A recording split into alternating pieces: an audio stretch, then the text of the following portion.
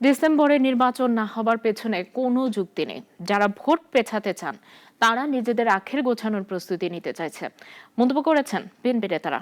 এক আলোচনা সভায় তারা বলেন, অন্তর্বর্তী সরকারও বোঝে নির্বাচনের বিকল্প নাই, কিন্তু তাদের প্রভাবিত করা হচ্ছে বলে মত বিএনপির। বিএনপি পরিপূর্ণ সংস্কারে বিশ্বাসী, তবে একবারে এ কাজ শেষ করা যায় না বলে মন্তব্য করেছেন দলটির নেতারা। আমরা জানি না।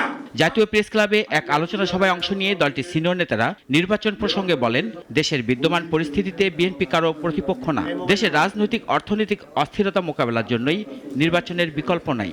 নির্বাচন কমিশন বলেছে যে জুন মাসের মধ্যে তারা জাতীয় নির্বাচন অনুষ্ঠানের সব প্রস্তুতি সম্পন্ন করতে পারবে।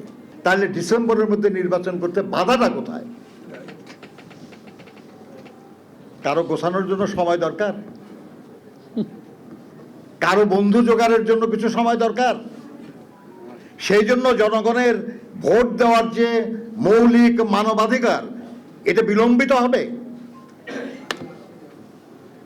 এটা তো হতে পারে। আর করিডোর বা সেন্ট মার্টিনের বিষয়ে একমাত্র নির্বাচিত সরকার সিদ্ধান্ত নিতে পারে বলেও জানান বিএনপি নেতারা। আর এগুলো নিয়ে নির্বাচিত সরকারকে দায়িত্ব দেন, তারাই ঠিক করবে।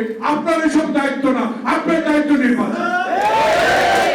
ফেসিবাদের দ্বারা দেশের প্রতিটা মানুষ নির্যাতিত হয়েছে। সময় এসেছে দেশে গণতন্ত্র কার্যকর করার, তাই দ্রুত নির্বাচন হতে হবে বলেও জানান বিএনপি নেতারা।